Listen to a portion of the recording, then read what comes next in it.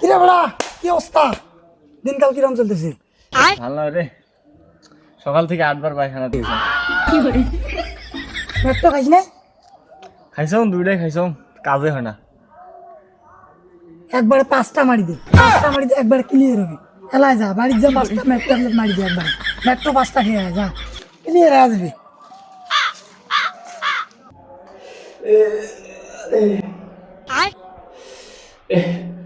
কি বন্ধু, 5টা ট্যাবলেট খাইলে এখন বিড়বিড়ে নাকছে না।